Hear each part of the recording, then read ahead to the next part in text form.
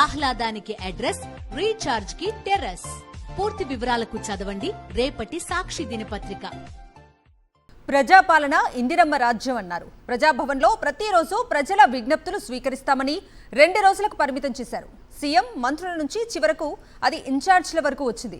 ఇప్పుడు కొత్తగా గాంధీభవన్ కు మంత్రుల పేరిట కొత్త కార్యక్రమానికి శ్రీకారం చుట్టారు. అంటే ప్రజాభవన్ కు వచ్చిన ప్రజల సమస్యలు తీరిపోయాయా? మంత్రులు గాంధీభవన్ కు వస్తే జరిగే లాభం ఏంటి? తెలంగాణలో కాంగ్రెస్ పార్టీ నేతలు, కార్యకర్తలతో పాటు ప్రజలకు మంత్రులు అందుబాటులో ఉండేందుకు కొత్త కార్యక్రమానికి శ్రీకారం చుట్టారు. పిసిసి అధ్యక్షుడిగా మహేష్ గౌడ్ బాధ్యతలు స్వీకరించిన తర్వాత ఈ నిర్ణయం తీసుకున్నారు. ఇక నుంచి వారంలో 2 రోజులు 2 మంత్రులు గాంధీభవన్కు వచ్చేలా స్కెడ్యూల్ ఫిక్స్ చేశారాయన. ప్రతి బుధ, శుక్రవారాల్లో ఉదయం 11 గంటల నుంచి మధ్యాహ్నం 2 గంటల వరకు మంత్రులు ఉండేలా ఏర్పాట్లు చేశారు. అంతేకాదు నెలలో 2 సార్లైనా సీఎం రేవంత్ రెడ్డి సైతం గాంధీభవన్కు రావాలని పిసిసి చీఫ్ మహేష్ గౌడ్ విజ్ఞప్తి చేశారు. అయితే దీనిపై ఇంకా ముఖ్యమంత్రి తన నిర్ణయం ప్రకటించలేదు.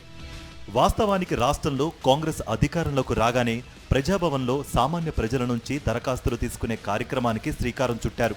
ప్రతిరోజు ప్రజా సమస్యలు వింటామని ప్రకటించిన సీఎం రేవంత్ రెడ్డి అట్టహాసంగా ప్రజా దర్బార్ను ప్రారంభించారు. ప్రతి మంగళ, శుక్రవారాల్లో మాత్రమే సీఎం నేరుగా దరఖాస్తులు తీసుకుంటారని తొలుత ప్రకటించారు. కానీ ఇంతా చేస్తే ఈ కార్యక్రమానికి సీఎం వెళ్ళింది కేవలం 2 సార్లు మాత్రమే.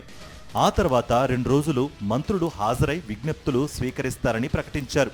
2-3 మంత్రులు అడపాదడపా వెళ్లినా ఆ తర్వాత వారు మానేశారు.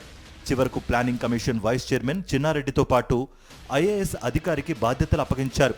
దీంతో వారిద్దరే ఇప్పుడు ప్రజాభవన్ దరఖాస్తుల బాధ్యతలు చూస్తున్నారు. అయితే ఇప్పటి వరకు ప్రజాభవన్కు వచ్చిన దరఖాస్తుల లెక్క చెబుతున్నారే తప్ప ఎన్ని పరిష్కరించారో మాత్రం స్పష్టతను ఇవ్వడం లేదు. అయితే ప్రజాభవన్కే వచ్చేందుకు విముఖత చూపిస్తున్న మంత్రులు ఇప్పుడు గాంధీభవన్కు వస్తారా అనే చర్చ పార్టీలో సాగుతోంది. మరోవైపు పార్టీ నాయకులంతా తమ నివాసాలు, సచివాలయంలోనే కలుస్తున్నారని, కొత్త గాంధీభవన్లో కలిసేదేముందని కొందరు మంత్రులు అంటున్నారట. కార్యక్రమం ప్రారంభం కాకముందే ఇలా మాట్లాడితే ఇది ఎంతవరకు కార్యరూపం దాలుస్తోందనే చర్చ నడుస్తోంది. అయితే ప్రజాభవన్లా ఇది కూడా ఆరంభ సూరత్వం కాకుండా ఉండేందుకు గాంధీభవన్ నేతలు ప్లాన్ చేస్తున్నారట.